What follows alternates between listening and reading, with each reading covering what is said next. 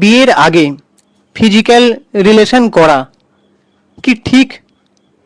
এটা নিয়ে আন্তর্জাতিক মঞ্চে ঐশ্বর্য রাই যা বলেছিলেন শুনলে আমাদেরকে অবাক হতে হবে।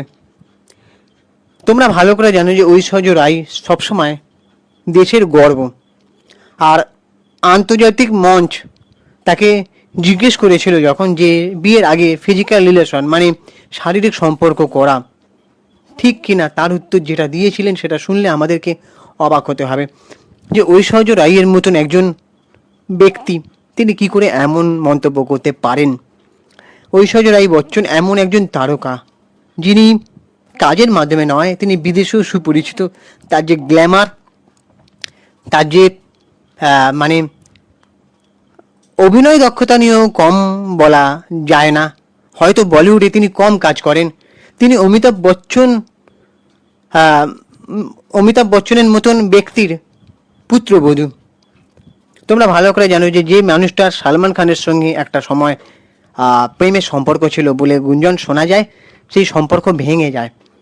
তো চলো আজকে আর কথা না বাড়িয়ে সেই ঘটনাটা নিয়ে আলোচনা করব। আমি সুপ্রিয় রয়েছে তোমাদের সঙ্গে। তোমরা প্লিজ আমাদের ইউটিউব চ্যানেলটাকে সাবস্ক্রাইব করে দাও, ভিডিওটাকে একটা লাইক দাও, পুরো ভিডিওটা স্কিপ না করে, তাহলে তোমরা দেখো অবশ্যই জানতে পারবে। ঐশ্বর্য রাই বচ্চন কখনো তার যা ভারতীয় মূল্যবোধ হারাননি, মানে ভারতকে কখনোই অবজ্ঞা করেননি, বিশেষ করে ভারতের কালচার, ভারতের সংস্কৃতিকে। তো তিনি যখনই দেশের বাইরে গিয়েছেন সেই সংস্কৃতির প্রচারও করেছেন। কিন্তু একবার বিদেশে একটি বড় অনুষ্ঠানে তাকে বিয়ের আগে শারীরিক সম্পর্ক নিয়ে প্রশ্ন করা হলে তার উত্তরে এমন ছিল যে সারা ভারতে সেটা নিয়ে চর্চা শুরু হয়ে গিয়েছিল, বিতর্ক শুরু হয়ে গিয়েছিল। একটা জায়গায় দ্য অপরাহ উইনফ্রে শো এর সঞ্চালক ছিলেন অপরাহ উইনফ্রে।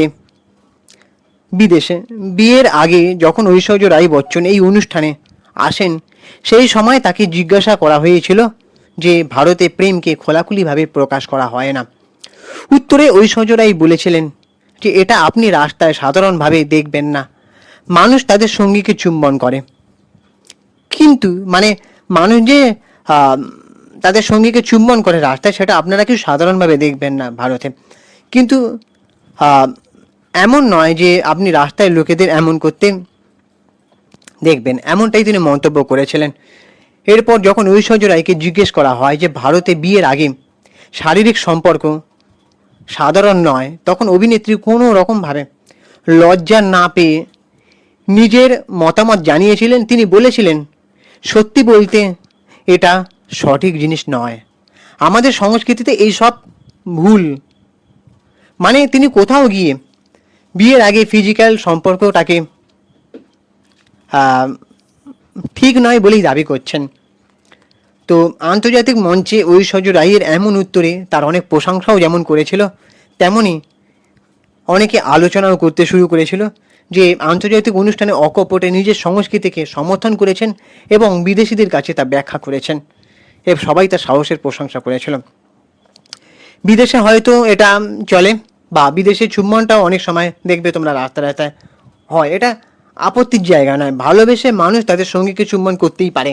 কিন্তু আমাদের এখানে জানি অনেক সময় পাবলিকলি করাটাও ঠিক নয়, একটা প্রাইভেসিও থাকা দরকার, কিন্তু কিছু কিছু ক্ষেত্রে মানুষ তার ভালোবাসার আবেগ ধরে রাখতে পারে না, সেটাকে নিয়ে যখন এত পুলিশরা এখানে কাঠি ঘা করে কাপেলদের পেছনে, তখন তারা কেন আসল যারা অপরাধী কিছু নারীদের সঙ্গে, মানে বুঝতেই পারছো, খারাপ কিছু যখন করা হয় তখন তাদের কেন শাস্তি হয় না?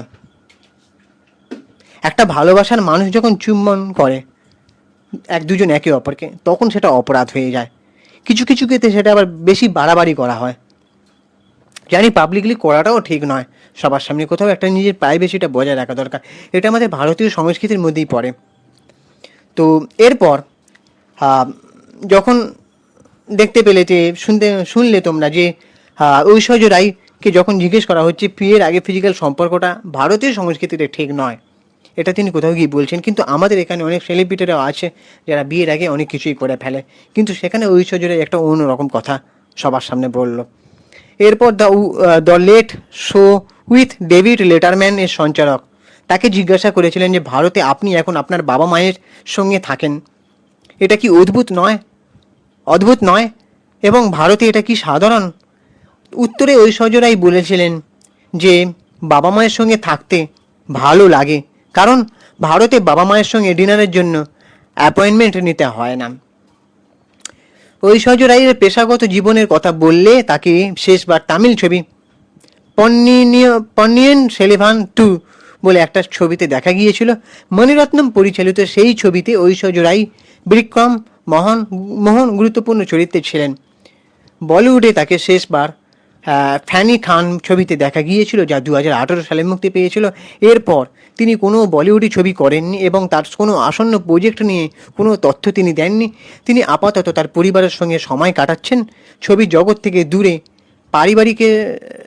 পারিবারিকভাবে তিনি সময় কাটাচ্ছেন। ঐশ্বর্য যেমন একজন দুর্দান্ত অভিনেত্রী,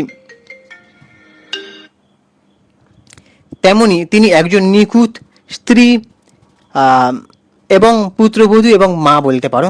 তিনি যে তার মেয়ে আরাধ্যার লালন পালন এবং পড়াশোনার উপর সম্পূর্ণ মনোযোগ দিচ্ছেন। অভিষেক বচ্চনও বিভিন্ন সাক্ষাৎকারে ঐশ্বর্যের প্রশংসা করেছেন, আর তিনি মা হিসেবে তার দায়িত্বটা বেশ ভালো মতনই সামলাচ্ছেন। সেটা আরাধ্যাকে নিয়েও যখন তিনি বেরোন, আরাধ্যাকে তিনি যেভাবে গুরুজনদের প্রতি আচরণ করতে শিখিয়েছেন সেটা কিন্তু দেখলেই বোঝা যায়। গত বছর অভিষেক ঐশ্বর্যের মধ্যে মনোমালিন্যের খবর শোনা যাচ্ছিল, কিন্তু অভিষেক এই সব খবরকে স্পষ্টভাবে ভুল বলে উড়িয়ে দিয়েছিলেন। তিনি বলেছিলেন যে তাদের বিয়ে একদম ঠিকঠাক আছে, তাদের সম্পর্ক। সম্প্রতি তাদের 19তম বিবাহ বার্ষিকী ছিল, যা তারা একসঙ্গে উদযাপন করেছিলেন। ঐশ্বর্য বিশেষ দিনে অভিষেক এবং আরাধ্যার সঙ্গে একটি ছবিও সোশ্যাল মিডিয়ায় শেয়ার করেছিলেন। তো এবার এতদূর পর্যন্ত শুনে তোমার ঐশ্বর্য রায়ের কথাটা শুনে তোমাদের কেমন লাগছে? যে সত্যি কি বিয়ের আগে ফিজিক্যাল সম্পর্ক করাটাকে ঠিক? ঐশ্বর্য রায়ের যে বিবৃতিটা সেটা তোমাদের কেমন লাগলো সেটা অবশ্যই কমেন্ট বক্সে জানিও। আর আমাদের ইউটিউব চ্যানেলটাকে সাবস্ক্রাইব করে দিও, ভিডিওটাকে একটা লাইক দাও। পুরো ভিডিওটা এতক্ষণ ধরে দেখার জন্য তোমাদেরকে অনেক ধন্যবাদ। আমি ইনস্টাগ্রামে রয়েছি সুপ্রিয় পৌঁছালি সিনেমেরিয়া অথবা চিঙ্কি বাবু 2531, ওখানে গিয়ে ফলো করে দাও। চলো টাটা, দেখা হচ্ছে পরের ভিডিওতে।